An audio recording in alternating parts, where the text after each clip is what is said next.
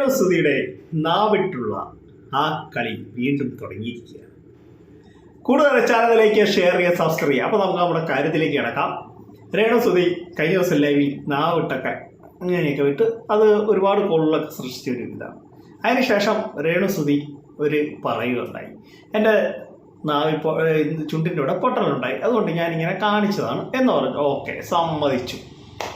ഈ രേണുസുതിയുടെ ഇൻസ്റ്റാഗ്രാമിൽ ഒരു റീൽസ് ഇട്ടിട്ടുണ്ട്.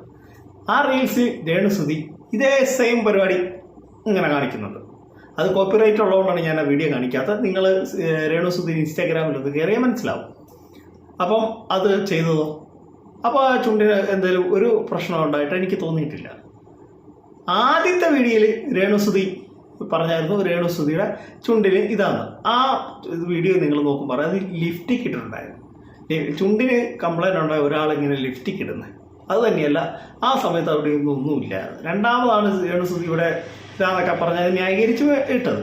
ഇപ്പം മൂന്നാമതും ഇതേ പരിപാടി ചെയ്തുകൊണ്ട് ഇട്ടിട്ടുണ്ട്. റീൽസിന് റീച്ച് കൂട്ടാൻ വേണ്ടി രേണുസുതി ഇങ്ങനെയുള്ള നാവിട്ട് കളികൾ തുടങ്ങിയിട്ടുണ്ട്. എന്തേ രേണുസുതി നന്നാകത്തെ? ഇതൊക്കെയാണ് ആൾക്കാർ രേണുസുതിനെ കളിയാക്കുന്നത്, മറ്റുള്ളവർ പരിഹസിക്കുന്നത്. അത് രേണുസുതിക്ക് മനസ്സിലാകണം. അല്ലാതെ പിന്നെ ന്യായീകരിച്ച് കൊണ്ടുവരുമ്പോൾ ആൾക്കാർക്ക് അരിയാഹാരം കഴിക്കുന്ന മനുഷ്യർക്ക്, കേരളത്തിലുള്ള അരിയാഹാരം കഴിക്കുന്ന എല്ലാ മനുഷ്യർക്കും മനസ്സിലാവും രേണുസുതി ഇങ്ങനെയൊക്കെ കാണിക്കുന്നത്. ഇപ്പോൾ രേണുസുതിയെക്കുറിച്ച് നേരത്തേക്ക് ഒരുപാട് ഇതൊക്കെ വന്നായിരുന്നു, നെഗറ്റീവ് വന്നായിരുന്നു.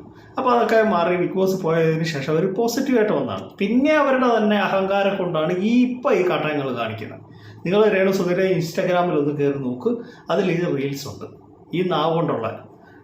ഇപ്പം ഈ പെട്ടെന്നിട്ട റീൽസാണത്, പുതിയ റീൽസാണ്, പഴയ റീൽസൊന്നുമല്ല. ഇമാതിരിയൊക്കെ കാട്ടായങ്ങൾ കാണിക്കുമ്പോൾ ആൾക്കാർ കളിയാക്കുകയൊക്കെ ചെയ്യും.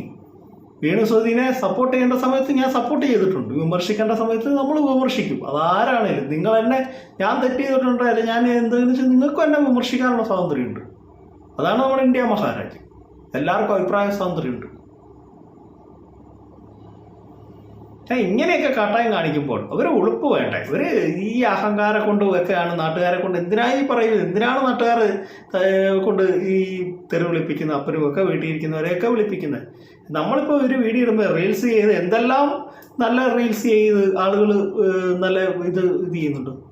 ഇത് റീൽസിൽ പ്രശസ്തിയാകാനും റീച്ച് കിട്ടാനും ഒക്കെ ചെയ്യുന്ന കോപ്രാന്തങ്ങൾക്ക് എനിക്ക് പറയാനുള്ളൂ. നാവ് കൊണ്ട് ഇങ്ങനെ ഇട്ട് റീൽസ് ചെയ്യുക.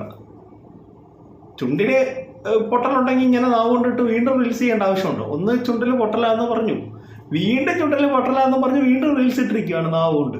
അപ്പോൾ അത് എന്താണ്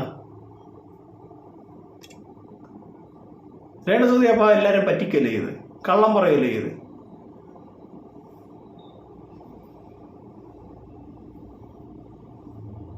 മാതിരിക്ക് അപരാധമൊക്കെ കഴിയുമ്പോൾ മറ്റുള്ളവരത് വിമർശിക്കുന്നോ അല്ലെങ്കിൽ അത് നമ്മളെ ബാധിക്കുന്നോ ഒന്നുമല്ല. ഈ അഹങ്കാരങ്ങൾ കൊണ്ടാണ് വീണ്ടും വീണ്ടും ഈ കാണിച്ചു കൂട്ടുന്നത്. എന്ത് കണ്ടാലും ഇത് കാണാനുള്ള ആൾക്കാരുമുണ്ട്. ഒരു നല്ല സത്യസന്ധമായ ഒരു വീഡിയോ ഇട്ട് കഴിഞ്ഞാൽ ഒരുത്തരും കാണത്തില്ല. അപ്പോൾ എൻ്റെ കൊച്ചുകൂടെ അവസാനിക്കുകയാണ്. നിങ്ങൾക്ക് ഇഷ്ടമായെങ്കിൽ വീഡിയോ ഒന്ന് ലൈക്ക് ചെയ്യുക, ഒന്ന് ഷെയർ ചെയ്യുക, ഒന്ന് സബ്സ്ക്രൈബ് ചെയ്യുക. മറ്റൊരു വീഡിയോ ആയിട്ട് ഉടനെ വരുന്നതായിരിക്കും. Thank you, bye bye.